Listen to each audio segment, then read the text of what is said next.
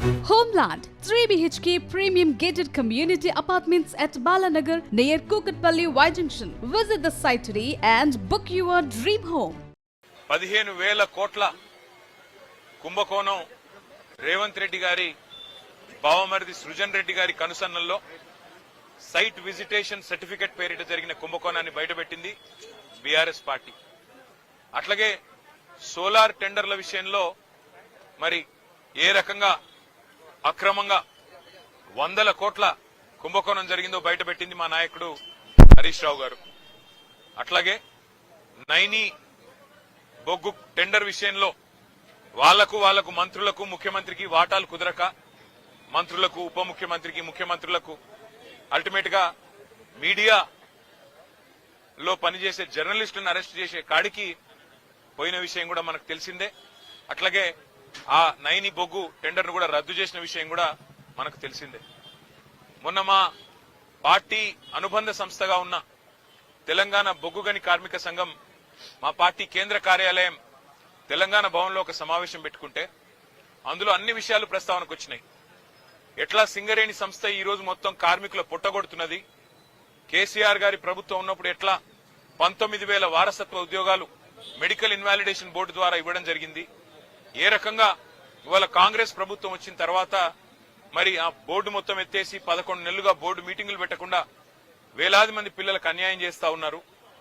అన్యాయం చేయడమే కాకుండా గతంలో కేసీఆర్ ప్రభుత్వం ఇచ్చిన ఉద్యోగాలు మెడికల్ ఇన్వాలిడేషన్ కింద 19,000 ఉద్యోగాలు ఏదైతే ఇచ్చారో వాటి మీద కూడా విజిలెన్స్ ఎంక్వైరీ చేపిస్తామని చెప్పి అసెంబ్లీలో ఉప ముఖ్యమంత్రి బట్టి విక్రమార్క గారు ఏ మాట అయితే చెప్పారో ఇవన్నీ కూడా ఇవాళ సింగరేణిలో కార్మికుల్లో అక్కడుండే ప్రజల్లో కలవరాన్ని రేకెత్తిస్తా ఉన్నాయి. అదే సమావేశంలో మా సోదరుడు మాజీ ఎంపీ ఆ పెద్దపల్లి పార్లమెంట్ కి అట్లాగే మాజీ ఎమ్మెల్యే చెన్నూరు సోదరుడు బాల్కా సుమన్ గారు కార్మికుల ఆవేశాన్ని కార్మికుల యొక్క ఆక్రోశాన్ని దృష్టిలో పెట్టుకుని మరి మాట్లాడిన విషయం మీకు తెలుసు. ఇవాళ ఈ ప్రభుత్వానికి ఎజెండా ఒకటే, అసలు విషయం మరుగున పడడానికి, అసలు విషయాన్ని బయటికి రాకుండా చేయడానికి, సింగరేణిలో జరుగుతున్న కుంభకోణాలను బయటికి రాకుండా ప్రజల దృష్టికి రాకుండా చేసేందుకు విషయాన్నంతా గోల్ తిప్పి సుమన్ ఏదో అన్నాడు అని చెప్పి ఇలా లోపల పెట్టే ప్రయత్నం చేసినారు. వాళ్ళ చెంచల్ కూడా జైల్లో పెట్టారు. మరి ఆయన మీద ఇష్టమున్న కేసులు ఇష్టమున్న సెక్షన్లు కూడా పెట్టినారు. చివరికి మెజిస్ట్రేట్ గారు కూడా మందలించి పీడీపీపీ ఎట్లా పెడతారు మీరని చెప్పి తీసేసిన పరిస్థితి మనం చూస్తా ఉన్నాం. సోదరుడు సుమన్ చేసిన వ్యాఖ్యల్లో ఏమన్నా తప్పు ఉన్నదని ప్రభుత్వం భావిస్తే నేను ప్రభుత్వాన్ని ఒకటే అడుగుతా ఉన్నా. మరి కాంగ్రెస్ పార్టీ యొక్క పెద్దలు ఇవాళ ముఖ్యమంత్రిగా ఉన్న రేవంత్ రెడ్డి ఆ రోజు మల్కాజ్గిరి పార్లమెంట్ సభ్యుడిగా పీసీసీ అధ్యక్షుడిగా ప్రగతి భవన్ అంటే ముఖ్యమంత్రి గారి అధికారిక నివాసం ప్రగతి భవన్ ని బాంబులతో పెట్టి పేల్చినా తప్పు లేదు అన్నాడు. మరి ముఖ్యమంత్రి గారు మీ చర్యలు తీసుకోకూడదా? ఒక గౌరవ పార్లమెంట్ సభ్యుడిగా ఉంటూ పీసీసీ అధ్యక్షుడిగా ఉంటూ బాంబులు పెట్టి ముఖ్యమంత్రి అధికారిక నివాసాన్ని పేల్చేయాలే అని మాట్లాడిన రేవంత్ రెడ్డి శిక్షకు అర్హుడు కాదా? చెంచల్గూడకు మళ్లీ తిరిగి రావడానికి అర్హుడు కాదా? అట్లాగే బండి సంజయ్ కేంద్ర మంత్రిగా ఈరోజు ఉన్నారు. ఆయన కూడా పార్లమెంట్ సభ్యుడిగా హైదరాబాద్ పాతనగరం మీద సర్జికల్ స్ట్రైక్ చేస్తాం అని మాట్లాడిన మాట మరి అది శిక్షార్హం కాదా? ఆయన మీద ఇవాళ బాల్కా సుమన్ మీద పెట్టిన సెక్షన్లు ఆయనకు వర్తించవా? అట్లాగే మిగతా కాంగ్రెస్ నాయకులు ఒక మాజీ ఎమ్మెల్యే మైనంపల్లి హనుమంతరావు సిద్దిపేటలో మా హరీష్ రావు గారి క్యాంప్ కార్యాలయం మీద దాడి చేయించడమే కాకుండా పెట్రోల్ పోసి తగలబెడతా హరీష్ రావుని అనే మాట అది శిక్షార్హం కాదా? దానికి సెక్షన్లు వర్తించవా?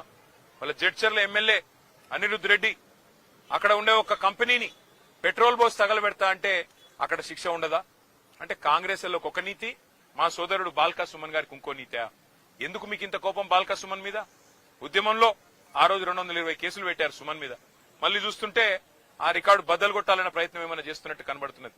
కానీ ఏదేమైనప్పటికీ ఒకటి మాత్రం పక్కా, సింగరేణిలో జరుగుతున్న బొగ్గు దోపిడీ, సింగరేణిలో ఏదైతే మొన్న మా నాయకులు బయటపెట్టినారో 40 లక్షల మెట్రిక్ టన్నుల బొగ్గు తీయనిది తీసినట్టు చూపెట్టి ఇవాళ 1600 కోట్ల గోల్మాల్ కార్యక్రమం ఏదైతే చేస్తున్నారో, సింగరేణి కార్మికుల పొట్టగొట్టే విధంగా బోర్డు పెట్టకుండా ఏదైతే సతాయిస్తున్నారో, విజిలెన్స్ ఎంక్వైరీ పేట వేధిస్తున్నారో, మీ కుంభకోణాల నుంచి దృష్టి మళ్చడానికి ప్రయత్నం చేస్తున్నారో దీన్ని వదిలిపెట్టం. మా సోదరుడు ధైర్యంగా ఉన్నాడు. శ్రీనివాస్ యాదవ్ గారికి, సుధీర్ రెడ్డి గారికి, హర్షవర్ధన్ రెడ్డి గారికి మేము పోతే సోదరుడు చెప్తా ఉన్నాడు, నా గురించి బాధపడకండి, సింగరేణి కార్మికుల మీద దృష్టి పెట్టండి. మా వాళ్ళు ఆక్రోశంతో ఉన్నారు మంచిర్యాల జిల్లాలో, మా ఆదిలాబాద్ జిల్లాలో, రామగుండంలో. మీరు దాని మీద దృష్టి పెట్టండి అన్న, వాళ్ళ కోసం కొట్లాడండి, నాకు జైలు కొత్త కాదు అని చెప్పి తమ్ముడు చెప్తా ఉన్నాడు. మాకు జైళ్లు కొత్త కాదు, పోరాటాలు కొత్త కాదు, మీరు పెట్టే కేసులు కూడా కొత్త కాదు. కానీ మేము మాత్రం వదిలిపెట్టాం.